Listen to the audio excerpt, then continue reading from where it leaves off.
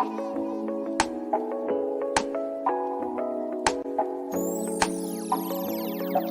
up, y'all? This is your girl, Namia Carnice, with another edition of She is Namia's High Heels and Lipstick Conversations, where we have topics for the mature woman, the grown-ass woman, the seasoned woman, from every walk of life.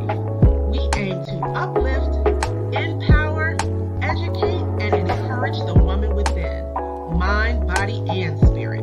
So let's get to it, y'all. It's High Heels and Lipstick Conversations with your girl Namia. Come on and tap in.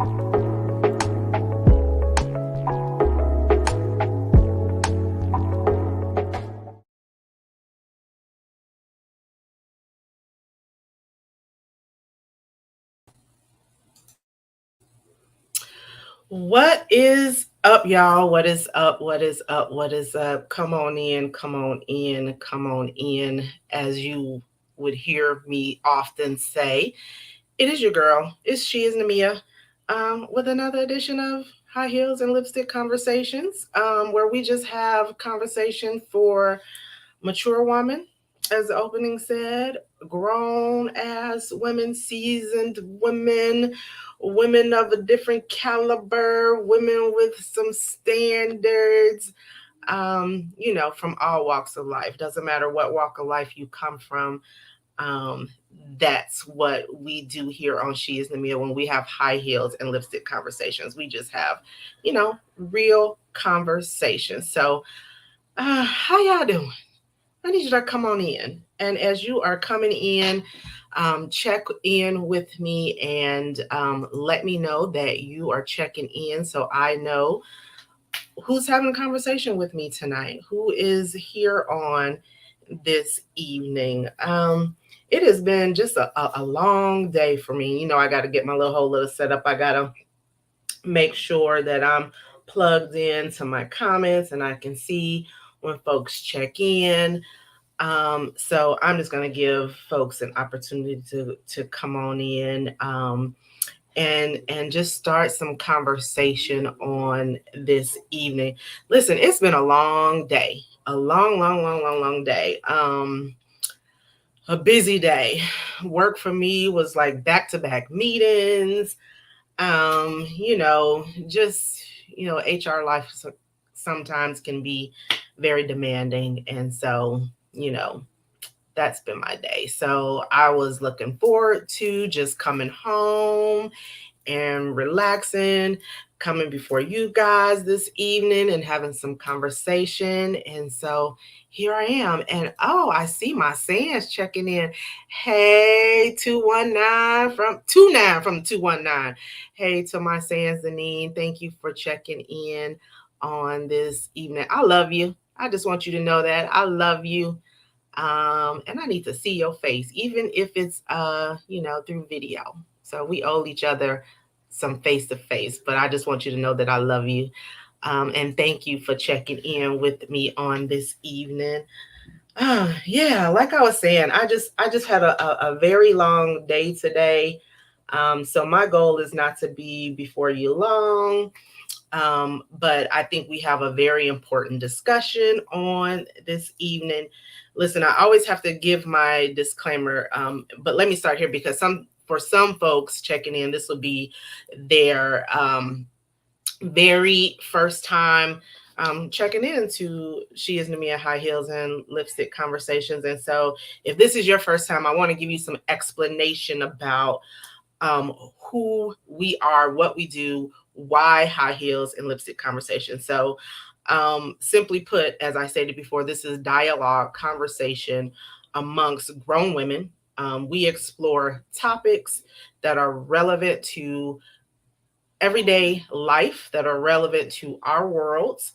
And my goal always for these conversations is that they would present an opportunity to challenge you, that they would present an opportunity to change you. Sometimes they're going to make you laugh, make you cry, make you think. But in all, it's going to be some good conversation. It's going to be real grown. It's going to be real sexy, real classy, real bossy, real ladylike. And these conversations are for people that women who wear high heels and lipsticks, because it's all about mindset. Even if you wear lip gloss, just the fact that you're grown.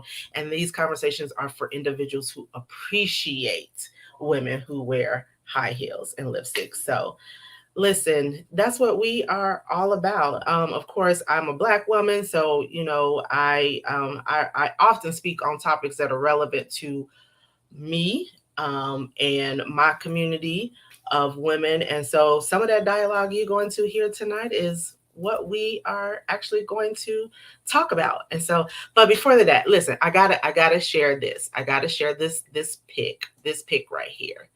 You see all those beautiful women right there? All those beautiful women. So last week I had a challenge. I presented a challenge, what we call a shoofy challenge, and then a lipstick challenge. And these are all the beautiful women who participated in all their many shades of lipsticks, legs and high heels and all that. And so listen, we come in a variety of shapes, sizes, colors, all that. And so again, I want to thank those ladies for participating in the challenge and just adding to what we do in our purpose behind She Is Namia High Heels and Lipstick Conversations. So we're going to dig into some conversation. Again, if you are checking in, you know how I do. I always want to know that you're there. I always want you to be a part of the conversation. Thank you, Mina, for checking in. Good seeing you again, my Gigi.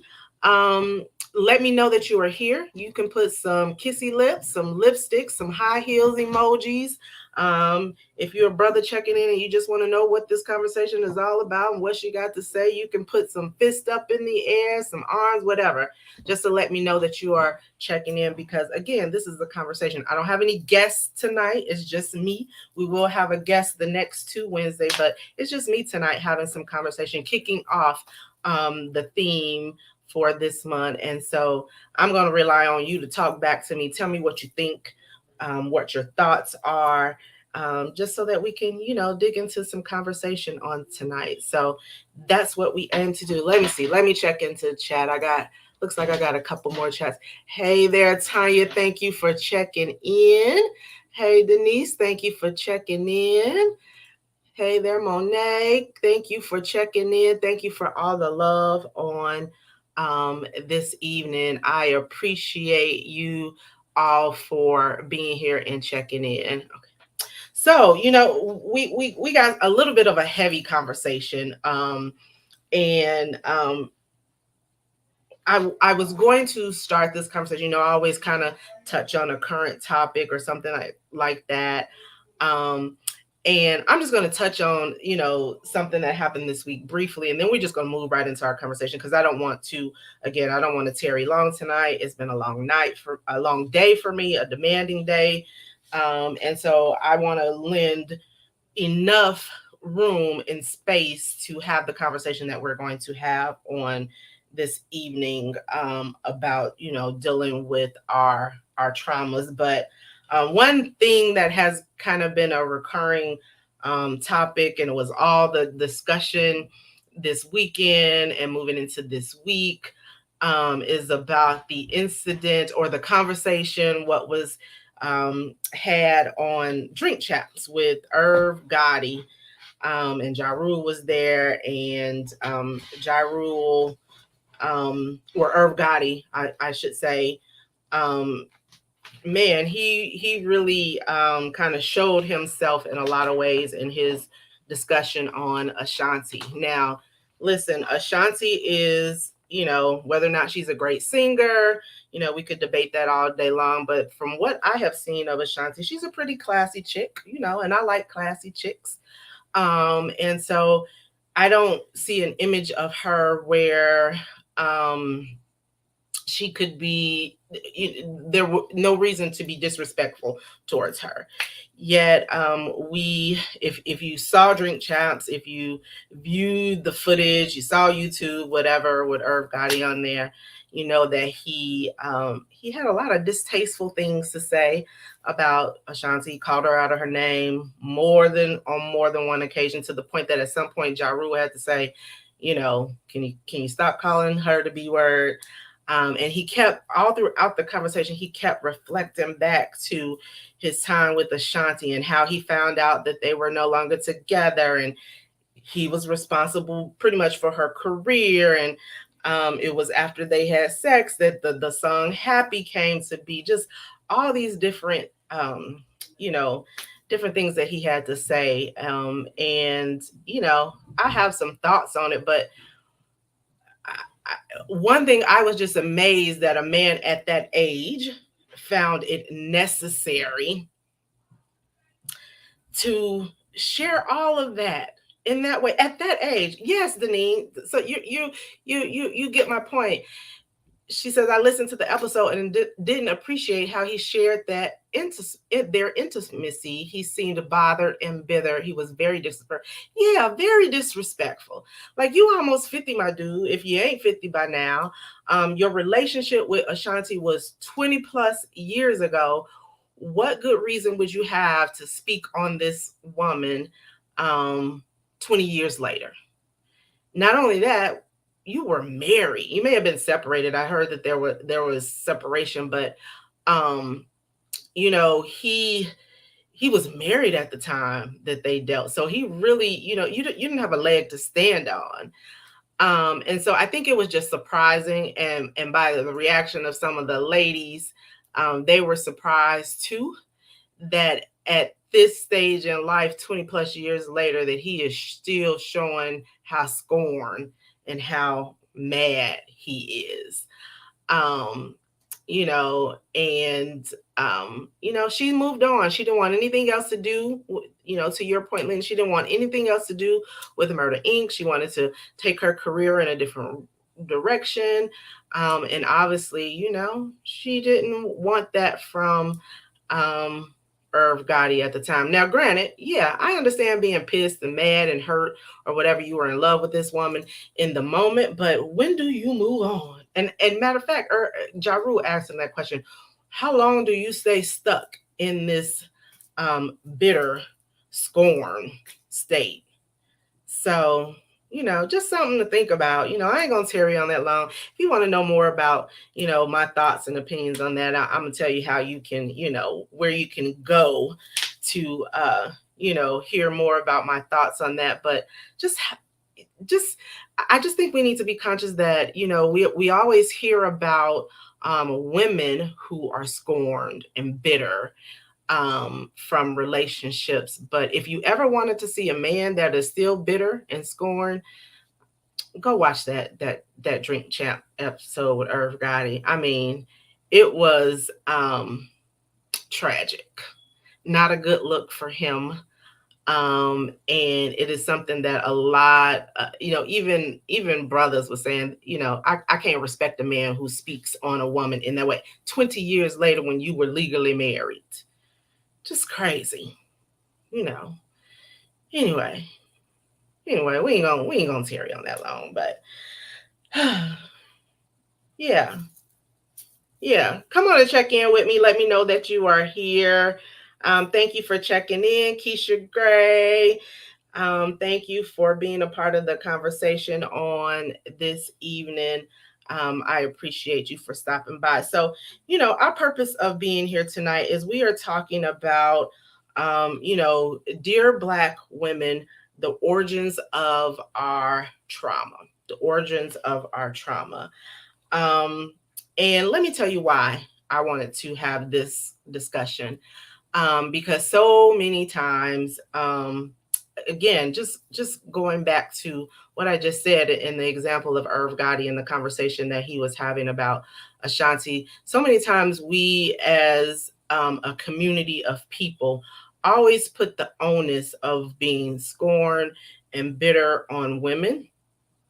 And sometimes there are examples of us but we don't ever ask the why. I see so much again, and I've said this before in one of our conversations. I see so much arguing and bickering between one another in our community that keeps us divided. But I never see an attempt to sit and understand one another. And when I say one another, I'm talking about us as Black men, Black women understanding Black men, Black men in turn understanding Black women. We have reached a point in our relationships where, unfortunately, it's just there. What I see and what I observe is just a great divide, and there's never any attempt to again to understand one another so that we can talk about solutions with one another. So that's just kind of the premise of why I felt like a discussion like this was necessary, so that those outside of Black women can take a look and understand our struggle, understand the origins of why we are so strong, why we have taken on this strong Black woman mantra, and why that has been placed on us, and some of the things that we have dealt with as a community of women that is unique to us and only us. It's not taken away from any other community of women in their struggles, but there are a set of issues that are unique to us as Black women that kind of set the tone and give some insight into why we are conditioned the way that we are conditioned. And so that's the kind of conversation that I want to have on tonight. And I want to jumpstart this conversation, and I want you to bear with me because I want to play this video that I'm going to share. I want to play it from beginning to end. It is a TED Talk. And if any of you guys know about TED Talks, these are short talks that speak to a specific topic. And so this particular TED Talk is by Angela Bowden, and it's entitled Dear Black Woman. And so I want you to look at this entire TED Talk. Is about 12 minutes long. Bear with me. It's some good nuggets in this TED Talk. And then we're going to come back and we're going to discuss this TED Talk, and then also discuss a book that I'm reading that has some of the very same concepts that you're going to see in the video in the book. And I'm going to share with you some nuggets and some excerpts from this book. And then just get your thoughts, get your reaction, and you let me know if what we share on tonight is relevant to us. If you identify, if you feel where I'm coming from, if you feel where the book is coming from, if you feel where the video that I am going to share is coming from. So give me a moment to get the video going. I'm going to share my screen.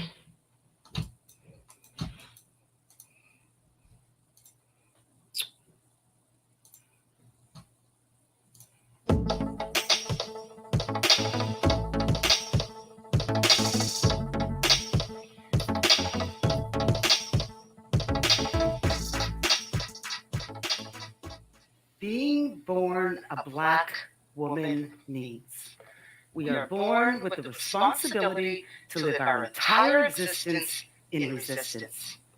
Resistance to the boxes and the lines. Resistance to the Black woman can't designs. Resistance that she must excel but then step aside. Resistance to the coughing and the choking on the lies.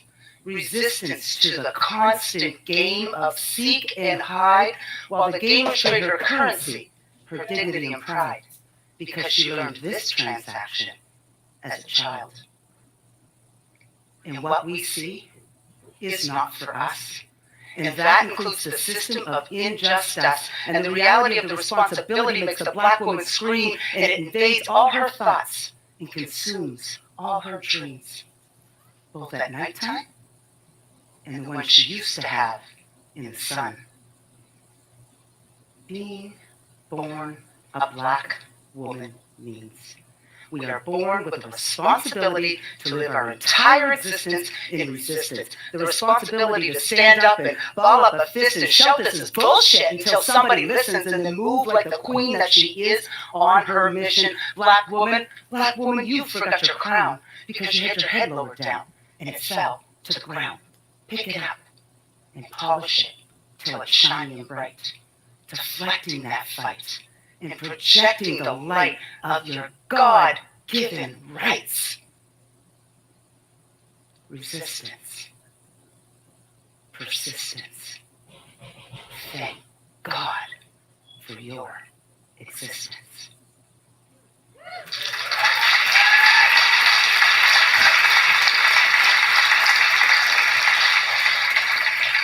Dear Black woman, let's talk about healing. Why? Because when I read the fourth draft of my TEDx talk to my mother, she responded, "Auntie, you're right. We didn't know we could cry or heal or any of that. Therapy wasn't something that Black women even considered because we were always so, well, strong." She paused for a moment, and I saw a moment of reflection as she said, "We carried a lot." This experience with my mother, this exchange that we were having was so powerful that it transformed the TEDx talk I give to you this evening. As I was preparing this presentation, the ongoing dialogue that I was having with Black women in this province continued to validate the reason we need to have this conversation. Healing was beginning to resonate with my 74-year-old mother. It was resonating in a way that it has never resonated before. And as she sat in my bedroom in the chair that night, we had a conversation about healing that I can only categorize as magic. That experience was the actual outcome I was hoping for as a result of the talk this evening. That if even one person was moved to acknowledge that they had been carrying trauma, then this talk would be successful. I can't imagine the psychological burden of our foremothers to suck up their trauma, but I know the burden that I carried was heavy. We are all victims of that same ideology, to suck it up and just keep on going. The only survival tools that we had to survive the beatings, the raping, the murdering, and the outright terror of Black women. Just suck it up or give it to Jesus. Oh, let's talk about healing, because even preparing this chat about the multiple layers that women have to undo to heal, I became physically ill. I felt a heaviness in my chest every time I experienced or witnessed Black women and her children just trying to exist in a world that rejects her. I see new wounds being created and old wounds reopening, decades and decades of wounds, buried in secrets and shame, never to be acknowledged or healed. Let's talk about healing, because we've only been accustomed to dealing with everything that life has thrown our way. I mean, that's just how it goes, right? It is what it is. Boy, I tell you, the Black woman, she can just take it and keep on going, and she bends to nothing because she knows whatever don't kill her will only make her stronger. And she's developed quite the sense of humor, too, laughing at things that aren't funny at all as a coping mechanism to cover up this trauma. She laughs. God knows it saved her sanity in life so many times, as Lord knows how many times. If she didn't laugh, she surely would have cried. You do know you can cry, right? Did you know you were allowed to feel every bit of that real pain? Every one of us have had justified reasons to cry, and we just sucked it up and kept going, carrying it every step of the way. Some of this pain has been passed down to us as normalized and accepted conditions of society. We learned from observing these brave women many of our own survival and coping mechanisms. We've learned the infamous Black woman survival strategy: to be tough, to suck it up, and to fight hard to bury that pain. But did you know you were allowed to heal? Did you know you were allowed to feel? These women's strength and resilience without question served their purpose. Because I'm here and you're here, so they did their job.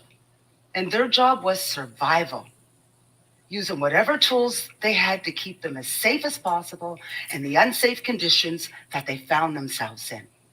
Until recently, healing and therapy was not something Black women even had time to consider.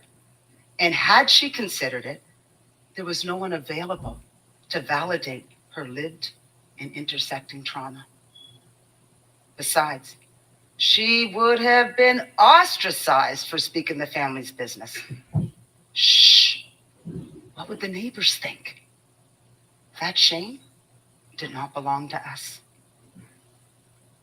Black women continue to suffer in silence the most brutal rate of trauma, yet there are limited resources to help her because Black women are expected and encouraged to suck it up. Since the dawn of slavery, she has been beaten into submission, and part of her survival was to ignore trauma, to not feel, to not think, and to definitely not speak. Can you imagine all of this trauma stuffed inside with nowhere to go? So it takes up residency inside of us, and it churns and it burns, and it changes the way we see things and feel things and think about things, and it alters our entire view on life, robbing many of us of our dreams. And so now here we are, trying to understand hardened Helen, negative Nancy, and rough around the edges Rachel. She's just a little rough, but she means well.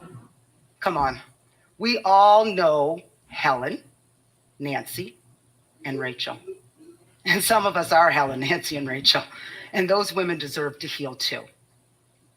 Let's talk about healing, because our youth are becoming more empowered as they observe their parents and their elders and their mentors blazing new trails, attempting to crack this mold of survival and provide them with more opportunities. Some of the challenges we are seeing in our youth is that they're trying to thrive using outdated survival tools. Now, when we see this maladaptive behavior in our youth, we can pinpoint that right away and label it as behavior. But what we quite often miss is some of those rusty hammers that these kids are using are from our toolbox. So if we want to effectively heal the youth, we must heal ourselves first. Ask yourself, how does the trauma that I'm carrying affect my daily life? Do I really laugh off things that I should heal from and process? The Black woman's burden is so deep, and dealing comes with a price. Over 3 years ago, I had a complete Black woman nervous breakdown. And I phrase it that way deliberately because it wasn't just a regular breakdown. Oh no, I had several of those along the way. But I was just taught not to recognize those because those were just Black woman, Black mother profiles, right? There I was in my therapist's office in a pool of tears, wondering if I was going in psychosis. I was so afraid, so hopeless. I had never seen anybody like me, so shattered. And I believe Black didn't crack in all forms, so I was a little bit in judgment mode. I must be weak. I mean, women before me endured far worse, remember? But this day, my therapist said something to me that changed my life forever. He said, crystal is one of the strongest substances and near impossible to break. However, sound at the right pitch, at the right speed, and at the right angle can cause that crystal to shatter. Now, it doesn't mean that the crystal isn't strong, but that everyone has a breaking point. Healing gave me life. And as I was going through this personal, emotional freedom, I wanted every Black woman to experience this freedom of setting boundaries and just knowing her absolute worth.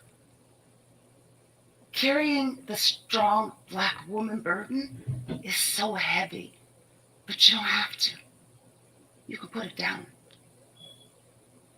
I want to challenge each of us to move forward together in a healthier direction, in a fearless direction, one where we put our self-care and our wellness and our healing to the forefront, one where we redefine the black woman's strength as having the courage to unpack and heal from her trauma.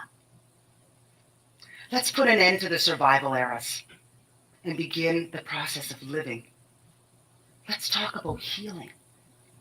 Let's talk about feeling. But whatever we do, let's not stop talking. Thank you.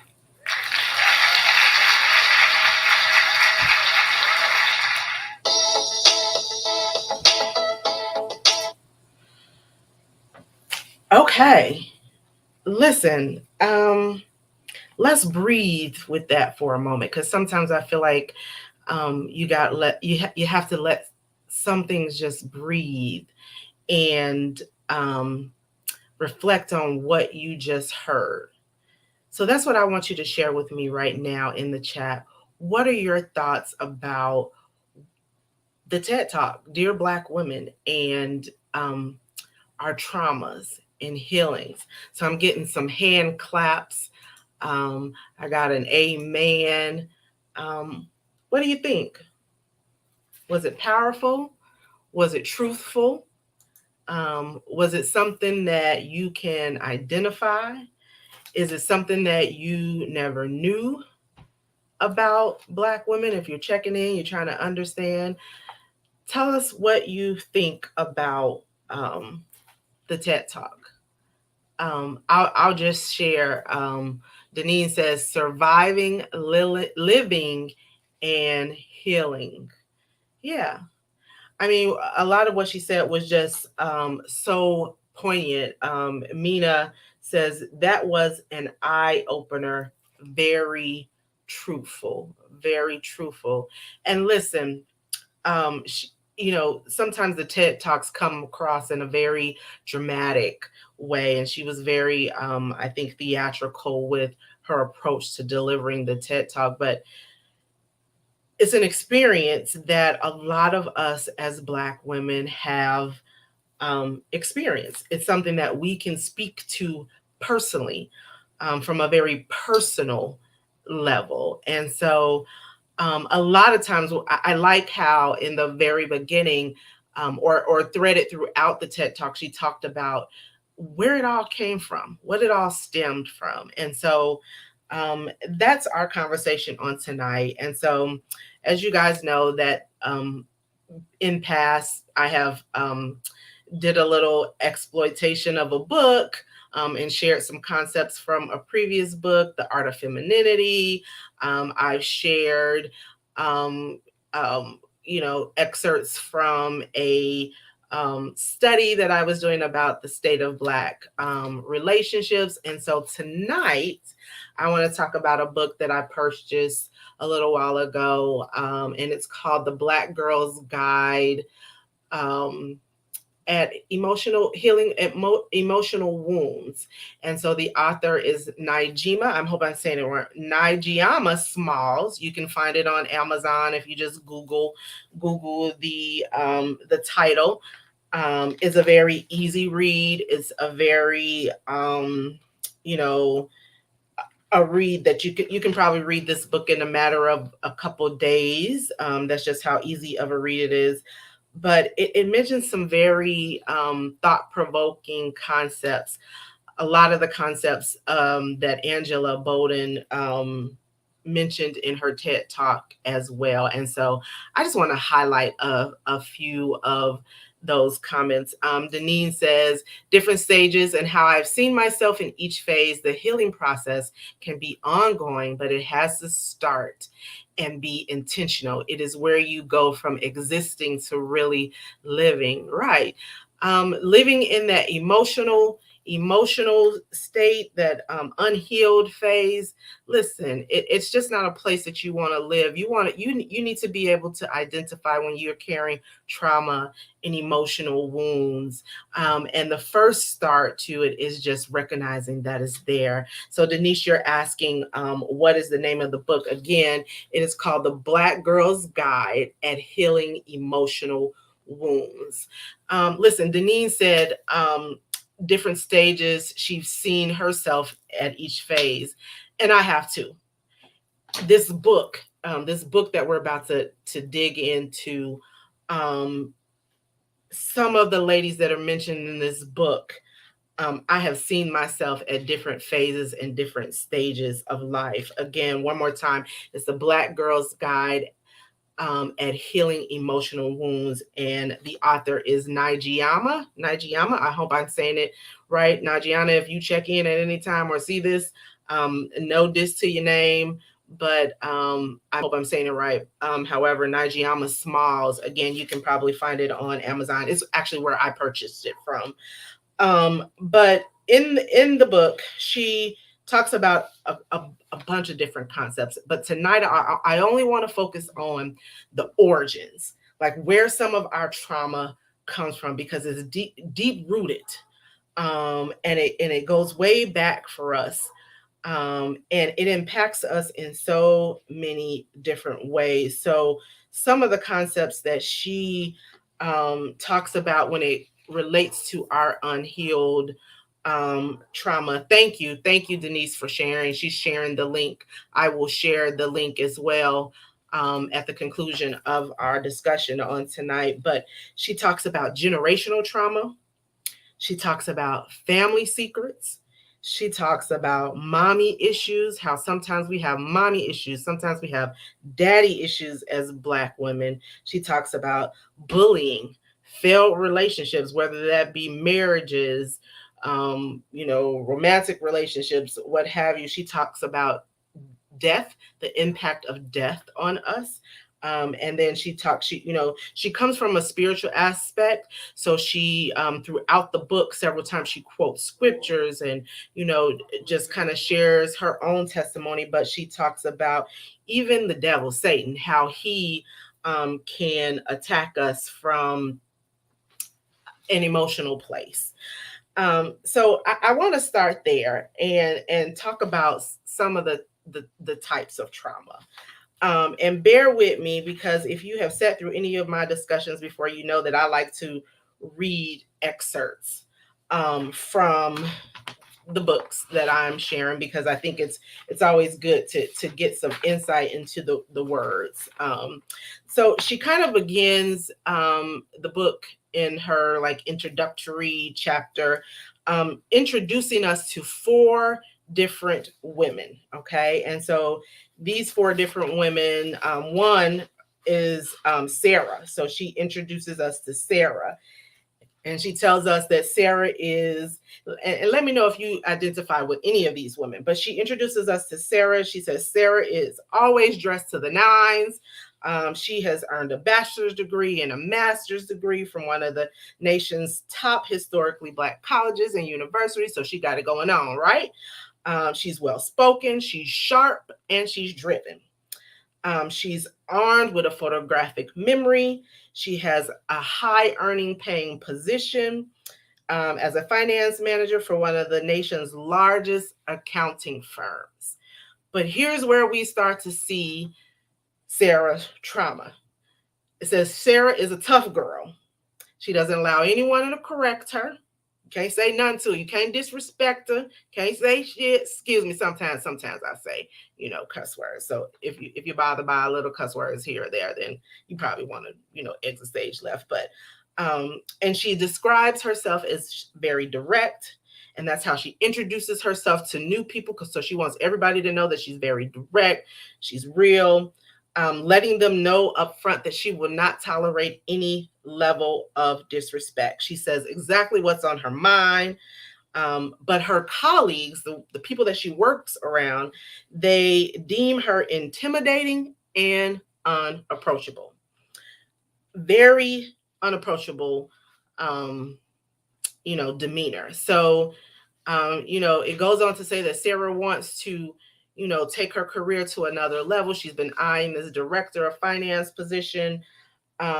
She's unhappy with where she is, but she has been passed up on the opportunity for this high paying position. Why? Because of her attitude, because she's rude, because she's direct, because she's unapproachable, because she does not have the demeanor that it takes to be the director of finance. So that's Shauna. And listen, I'm going to tell you, each of these ladies that the author introduces us to, she goes into what some of their traumas are and how they got there.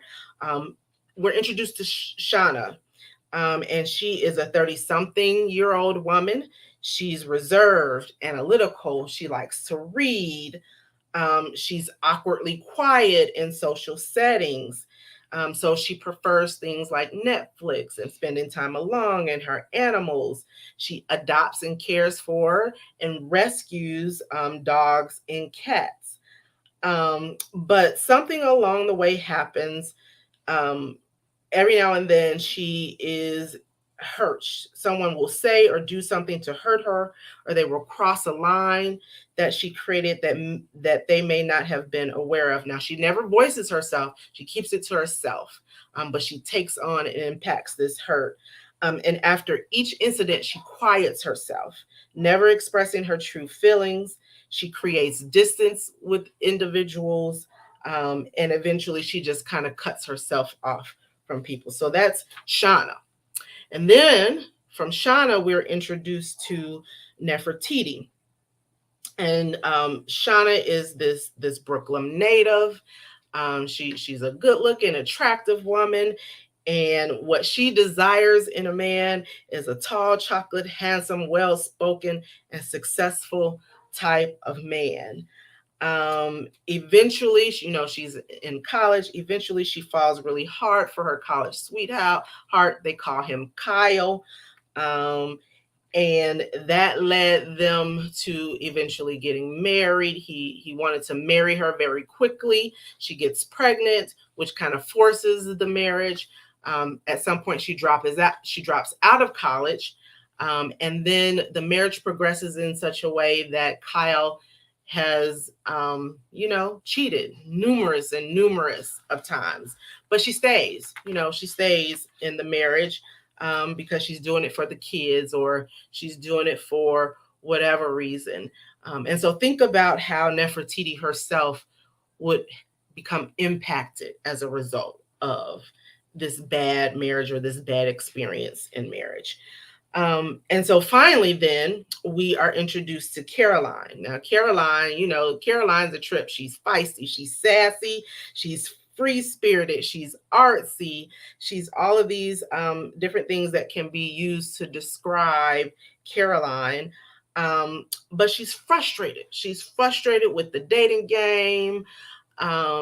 She's had one bad relationship after the other. And her frustrations have led to her finding fault with men and the dating system. So she's been rejected. One problem that Caroline has is that when she meets men, she moves in real fast. She goes from 0 to 10 real quick. She meet them on the Monday. By the time Friday come, they're in a relationship and they're getting ready to get married. And she loves the thrill of the affection that she gets when she first meets the man. And when that wands off, she feels rejected and unloved. And so at some point, she gets to the point where she's just like, it's frustrating. It's pee, piss, and blood in the dating pool. I said that before. So that's Caroline's feelings. And so to combat that feeling of frustration, to put an end to the pain, Carolyn has decided to join the feminist sexual revolution. Good sex on her own terms has become her mantra. But sexual conquest after sexual conquest has only left her feeling empty and broken. And although she has enjoyed the intimacy, when her partner, whomever she's dealing with at that point in time, leaves in the middle of the night, she feels a sense of unhappiness. She realizes she longs for more than sexual rendezvous. She thought this new experience would make her feel in control. She thought it would make her feel powerful. She thought she'd be able to put her emotions aside. But instead, all it does is make her feel like a used washcloth. So that's how we are introduced to this book. Again, it is the Black Girl's Guide to Healing Emotional Wounds. Um, what about the four ladies that we were just introduced to? Do now I ain't gonna tell you to tell on yourself, okay? I'm not gonna ask you to tell on yourself, but do you identify? Ask yourself, do you identify with any of the women that were introduced on tonight in this book? Okay, going back to the TED Talk, Angela, talked about several different women, and how emotional trauma or trauma impacted them. And so this is how the book starts off, um, for us, in introducing these four ladies, but then just kind of unpacking. The book continues to go on and unpack some of the traumas. One thing that is common, for all of these women is that they have what's called triggers. Okay, and triggers are a strong emotional reaction of fear, shock, anger, or worry, especially because you were made to remember something bad that has happened in the past. And so one common theme that we see with these ladies, but I think it's true of us as Black women. Listen, when I have shared my testimony before, and I'm not going to go long until to my testimony. Those who know me personally know, but sometimes I have found myself, those triggers don't even come out. The triggers that I thought I had buried, or the process that I thought that I had gone through to heal from some of my past, has come back to haunt me in the most inconspicuous way, or just at a moment where I'm like, wow, I didn't know, him saying that, or me reading that, or me seeing that on TV could evoke such emotion. And those are called triggers. And so she goes to talk a lot about those triggers, but especially as it relates to our untreated trauma. And so here's what she says about untreated trauma. She says, if left untreated, the trauma does not go away. Instead, it will manifest itself into unhealed emotional wounds that alter our behaviors and our perception. So, our traumas, the things that we experience in our past, they shape us, right? They shape our perception. They shape our perspective. One way, a good way to explain it, is that we all have prisms, right? And our prisms, when we look through the prisms of our life, it's all our perception perspectives are shaped by what we have experienced. And so if I was, and I can't say that at one point in time in my younger years that this could not have been me, but if I was much like, I think it was Caroline, who was just frustrated and all men ain't this and ain't all men ain't that, is probably because I have had, something within me, some type of experiences that I had not healed from properly, that leads me to believe that I should view all men in the same way. Okay. Those are the things that we don't like to talk about, sometimes as Black women. And listen, I'm not picking on us tonight. I'm just trying to help us to understand that there is an origin, there is a reason why. We have triggers. And so Deneen says, yes, triggers and a degree of PTSD. People characterize, um, PTSD with our military personnel, but there are millions who really suffer with extreme triggers or some form of PTSD. Yeah, yeah, we have triggers. And listen, as Black women, let me tell you, sometimes we have way more triggers than anybody else. Um, let me go on to read. It says this. And there's so many reasons. Like we discussed this last week. How many times have you heard a black girl say, I don't trust women? I don't get along with other women. I hate my boss. Well, that's one that we all say. Or what about, I won't let anyone get over on me? I don't like working with other black men, black women. All women are dogs. Perhaps you have even said these things yourself. And that's because often we become jaded by our experiences. We become jaded when we have unhealed wounds. Um, the book even goes on to, speak to, and we're going to talk about some of the generational trauma as well, but just the unique experiences of us as black women. So systematically, we have too been impacted by racism. We have been impacted by colorism. We have been impacted by the wage gap. We are, and we said this last week, we are often the most emulated but the most disrespected women on earth. And so all of these different things add to our trauma. And yes, and then we become very jaded and very defensive. Now, we're not making excuses. We're just trying to tell you, share with you where some of our trauma comes from. Okay. Um, so the author, says a little bit more.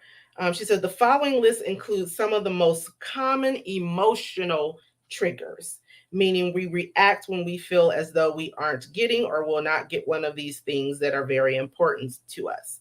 Um, Acceptance. So these are when we're not getting acceptance, it's an emotional trigger for us sometimes. We're not being respected.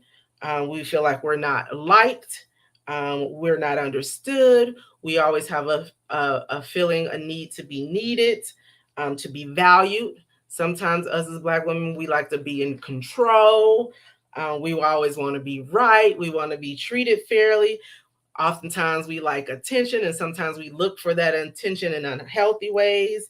We want comfort, we want freedom, peacefulness, balance, consistency, order, variety, love, safety, predictability. We want to feel included, we want fun, new challenges, and autonomy. And oftentimes when we don't get some of those things, it is an emotional trigger for us. Yeah, emotional triggers. We've all been through it. We all been through it. Okay, so let's get into some of the reasons why we have these emotional traumas. And so the author, listen, she even goes back to um, our wounds being as far back as slavery. Okay. And she says to answer this question, why we have these emotional wounds, why we have accumulated trauma, we must venture back into the evil days of slavery. What is often left out of historical discussions regarding slavery is the wounds and trauma that Black women gained during slavery. The viciousness of plantation life pit women against women. Oftentimes, we saw our husbands, our sons being ripped from the plantation and shipped off elsewhere, and we were left to fend for ourselves. Um, and there was this intent to pit us against one another, specifically if you were the lighter female versus the darker female, and that created this whole sense of competition between um, Black women as a whole that still, unfortunately, exists today. The colorism issue, but it all goes back to how we were socialized. Listen, I talk about this. I've talked about this. Y'all know I'm a big proponent of women's empowerment and us. Um, being united as women, especially as Black women, and supporting one another. And,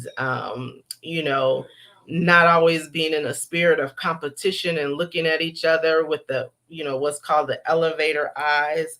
But the author even discussed how we as a generation even came to be socialized in that way, even in our music. So she says, not only were we passed down generational trauma, but we were taught to embrace it. We were taught to embrace competition between one another. And it was made a part of our culture as Black women. In the 70s, Betty Wright sang about the cleanup. Y'all know the cleanup woman. Betty Wright sang about the cleanup woman. And she was the woman that was coming along behind you. You wasn't doing what you're supposed to do as a woman with your husband, and she was coming to clean up and do what you were supposed to be doing. The spirit of competition between Black women. In the 80s, Salt and Pepper rapped about, I'll take your man. Y'all know I love my hip hop. So y'all know I know them words word for word. In the 90s, Brandy and Monica, they had this dual song, The Boy Is Mine. And if we wanted to take it to, current times, Cardi B has a song called I Give Broads Chill. So, um, we have developed the spirit of competition between one another as Black women, and it has caused us to pit one. You ever, walked in a room and either observed other women or saw another woman? Maybe she walked in the room and she was very attractive, and the first thing you do is see all women turn their eyes to her, and you know they're checking out the competition. A lot of times men think that when we dress up and go out that we're doing it for them. Oftentimes we're doing it because we want to be set apart, or because we're competing with the other women in the room. And so, that's unfortunate. um, but again, we've been culturalized and socialized in the music and some of the experiences that we've had. um, what do y'all think? Let me know. Let me know you're checking in. And thank you for checking in, Ebony. Smooches and kisses to you. What do you think? Do you think that is true that we have been culturalized and socialized in a way to compete with one another? Um, so Denise says, control. We seek this because we can't trust people to be fair. We don't feel safe, therefore we seek control. That's going back to some of the behaviors that we display as Black women when we are triggered. Um, and so, again, this is generational trauma, going back to slavery, our experiences, how we were made to be strong, even um, back on the plantation, how we were culturalized and socialized, generational trauma. The author also talks about family secrets. And I thought this was really good and interesting. One, because it is so true. Sometimes we in our community and our cultures we hide secrets. If you ever had your mama, your grandma tell you what goes on in this house stays in this house. Or we think about the countless families, Black families in particular, who just have traumatic experiences that are just swept under the rug. We don't talk about them. Uncle so and so, we don't talk about him, and how he's caused trauma on the young females in the family.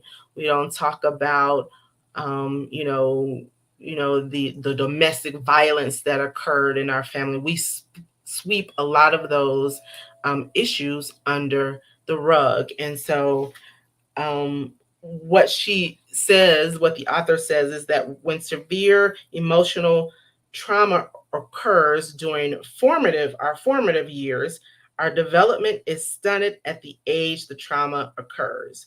Therefore, she says, and she's talking about her own mother who was bred to be very strong, and who had some abuse. Um, Her mother became stuck in what's called an arrested development.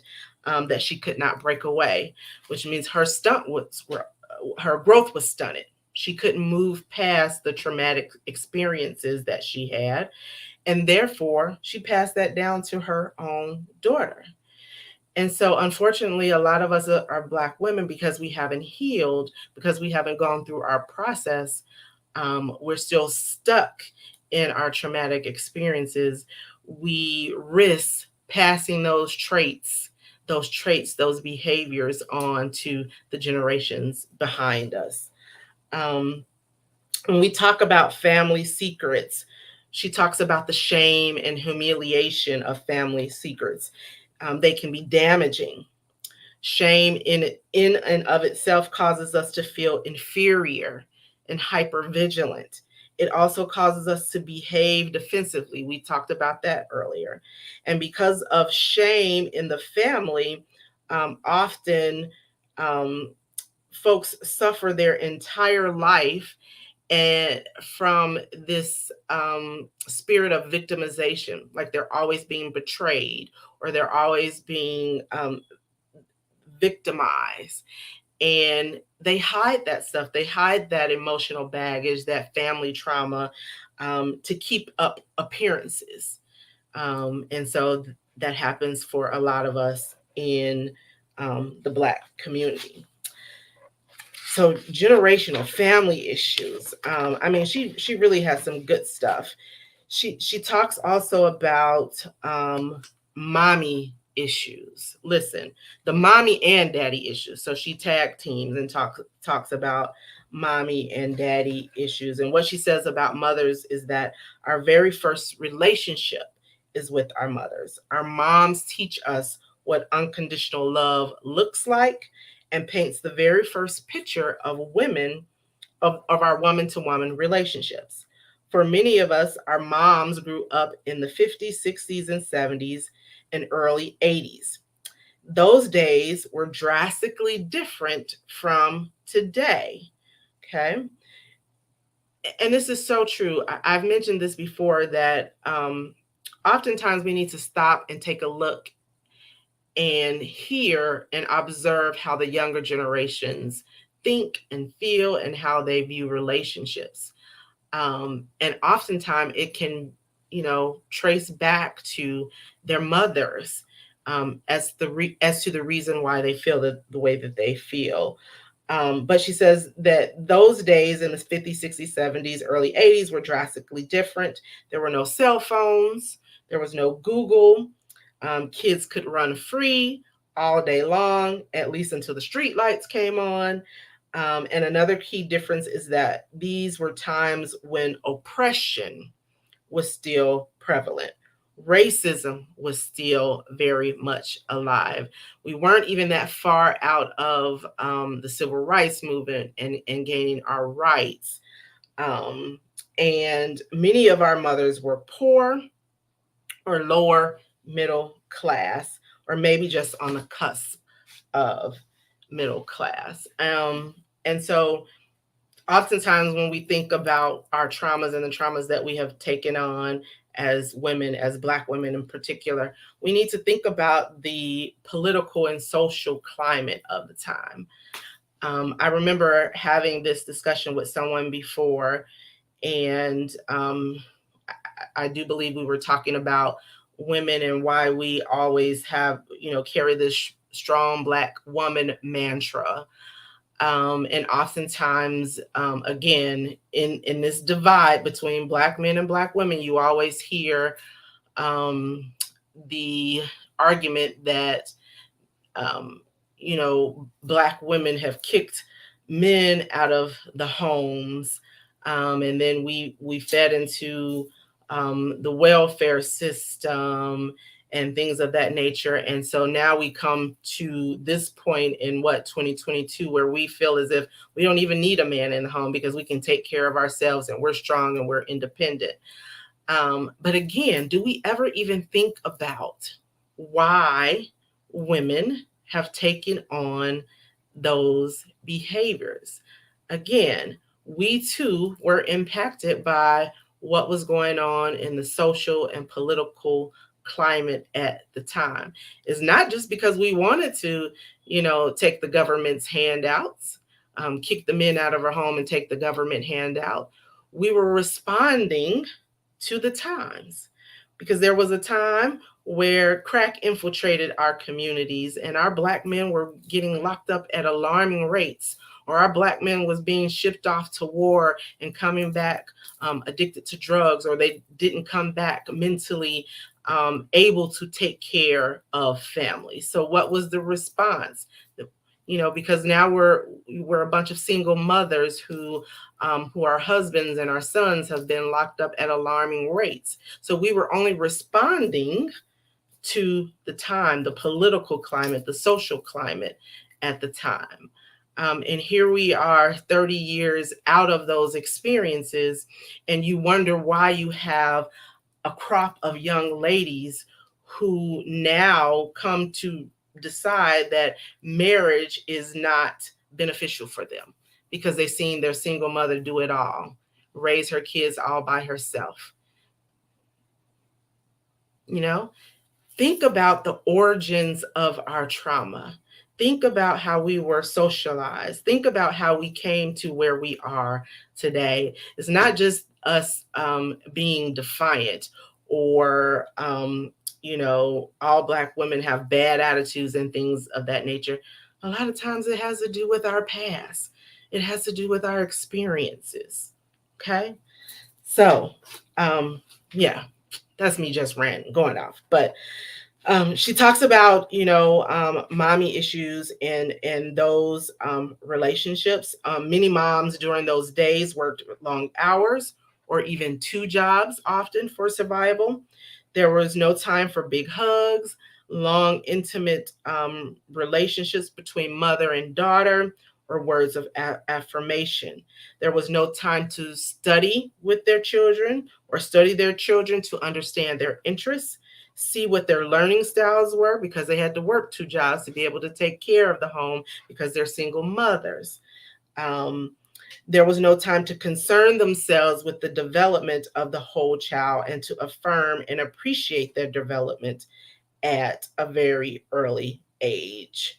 Um, and so, again, parenting styles, the way that we parent, or the way that we have been parented, has changed over generation to generation. And so, for a lot of us as women who are in my age group, the grown and sexy age group, the over 40 age group, a lot of us were just conditioned to be tough, to survive, to be independent. I can tell you quite honestly about, when I was young, I was cooking whole meals, pork chops, chicken and rice, making sure me and my sister did our homework because we were latchkey kids, because that's how we were bred. That's how we were raised by a single mother to be able to take care of ourselves, and to fend for ourselves while she was at work, making sure we had a roof over our head, making sure that we had um, clothes on our back and food to eat. Because her and my father had divorced when I was at a very young age, and he himself, true to many other families, he fell victim to a crack addiction. And so that made him absent from the home and spent many years being absent from our lives. I always knew that my father loved me and he loved me and my sisters, but he had a sickness, he had an illness. And so he could not be the man that he needed to be for my mom. And therefore, quite naturally, that brought on daddy issues, which the author talks about as well for Black women. She says that daddies play a unique yet different role in the family structure. Their role, their rough play teaches us to take risks. Their role teaches us how to lead and what masculinity and sometimes hard work looks like. Often their presence makes us feel safe and secure. Their words and affirmation have power over us. Um, and um, she also goes on to say, please know that there is a difference between having a present father than there is having an involved father. Many women grew up with fathers that are present in the home. An involved father is not only present, but he establishes a relationship with his child very early on. He models godly character and demonstrates unconditional love. A solid father daughter bond consists of lots of communication and spending quality time alone, just the two. A solid father daughter bond also means that there is trust. So, what happens when a woman is lacking that experience with her father? She sometimes grows up and looks for some of those attributes or what she perceives to be um, a father or masculine traits in men. And oftentimes she's on a constant search for that love, that admiration, that affirmation, that relationship that she didn't get from her father. So she searches for it in her romantic relationships, and oftentimes it leads to one failed relationship after another failed relationship. So she says daddy issues can cause us to develop unhealthy attachments. Sometimes we fall too hard, too fast, particularly if sex is involved, and our emotions take control, and our ability to make healthy decisions is lost. She also shares a little bit of some data as it relates to absent fathers. She says 63% of youth suicides are from fatherless homes. 90% of all homeless and runaway children are from fatherless homes, 32 times the average. 85% of all children who show behavior disorders come from fatherless homes. 80% of rapists with anger problems come from fatherless homes. And then finally, 71% of all high school dropouts come from fatherless homes. And so I think, those statistics are not just relevant for women, but also men. Men too can have daddy issues, and we often see that in their misperceived um, perceptions about what manhood is. Oftentimes, it's misplaced. It works the same for men sometimes as well. So I'm going to stop right there because I have talked enough. But again, it's called The Black Girl's Guide to Healing Emotional Wounds. And really, it's really all about understanding where some of our trauma comes from. Okay. Danny says women are taught to compete, men are taught to help each other.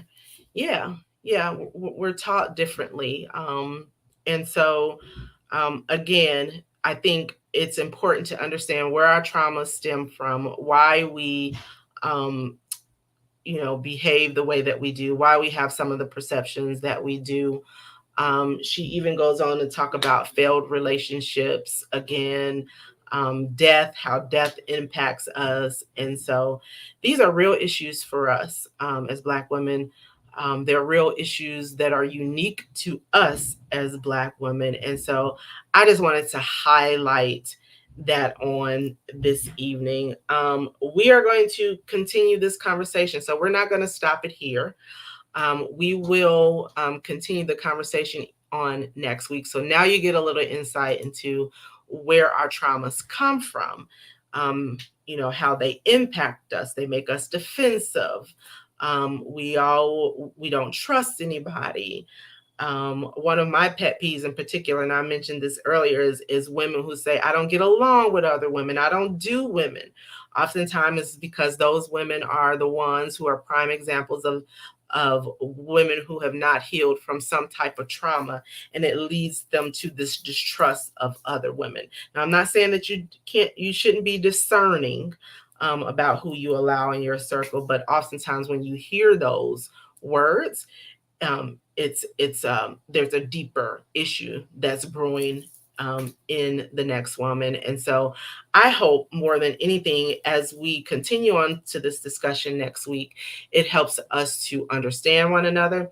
It helps others to understand us and our plight as Black women. But it helps us to be a little bit more compassionate towards one another. And so, again, I said I wasn't going to tarry long. I don't want to bore you, but I do want to highlight that we're going to be back here next week, next Wednesday, same time, same back channel. Listen, order the book. I'll put the link up in the chat. I will post a picture of the book as well, so you can order it from Amazon. It should only take a day or two to get to you, because we're going to continue to discuss some of the concepts that are in the book. But next week, if you can see that, it's kind of light though. But we're going to talk about Girl, Let It Go. And we are going to talk with a licensed therapist. Her name is Francesca Ballard. She's going to talk to us on next week. And we're going to talk about some tools for letting go some of that trauma. And then we're going to come back after 2 weeks from now, and we are going to get a live testimony from a friend of mine who's going to share her testimony about how she was able to get beyond some of the emotional trauma that she experienced in her life. Listen, these are the kinds of conversations we should be having. Okay. You know, these are just real conversations. These are conversations that are relevant to us as Black women. And we can view, what goes on in social media and the videos that go viral. And we can laugh at them, we can joke at them. But at the end of the day, um, this is what, these are the kinds of things that we are dealing with as Black women. And so we need to know how to get beyond them, because it's impacting our relationship with one another, it's impacting our relationship with the opposite sex, is impacting our relationship on the job, it's impacting us in a lot of different ways. And so the first step to healing is to recognize that you got some shit going on with you. And so, again, let me show. Denise said that she found it on Amazon. And it's called, again, The Black Girl's Guide to Healing Emotional Wounds. It is by Najiyama Smalls. And so if you want to continue in the discussion with me on next week, when we talk with Francesca Ballard, who's going to talk to us about some tools on how to get on the other side of that trauma, then go ahead and purchase the book. Go ahead on Amazon. It was only like $7.99, $8.99, no more than $12.99. I don't think. It'll get to you in a couple of days, and then read it again. You can probably read the book in a matter of a day or two. You can read it on this weekend. If you order it tonight and it'll come by Friday or whatever, you can just read it through on this weekend. And we're going to continue the conversation. Now we know the origins. We know we got generational stuff going on. We got mommy issues, we got daddy issues, we got family secrets, and they all add to our hurts and our traumas and our wounds. And so, it's good that we recognize it, but we want to talk about how we get beyond it. What process do you take to get beyond it? So that's what we're going to do next week. We're going to continue. Girl, let it go. We're going to talk to a licensed therapist who can help us unpack some of that stuff. So thank you for joining me on this evening. I have talked long enough. My voice is starting to go out. I'm tired. I've had a long day. I owe my husband some time, so I'm going to go and, spend some time with him. But I just appreciate you for checking in on this evening. I hope that you decide to join us on next week, and that you are interested in this conversation, and that you share. Share this video if something was said that you appreciated, that you liked, that you found interesting. I want you to share. Share with your friends, share on your page, tell them to join us on next week. Because again, I think these are important discussions, and this is what High Heels and Lipstick is all about. Okay. These are real ass discussion with real ass women, real ass issues. And one issue that is prevalent for us is the trauma that we are carrying. I think Erica Badu said it back, bag lady, you gon' hurt your back. That's all we talking about. Is all the bag, all the stuff that we are continuing to carry and we ain't let go and release. And we need to let it go. So that's what we're going to talk about next week. So thank y'all for joining me. I appreciate you. I appreciate the comments. I appreciate you checking in. And we will continue the discussion. I hope y'all have a blessed evening.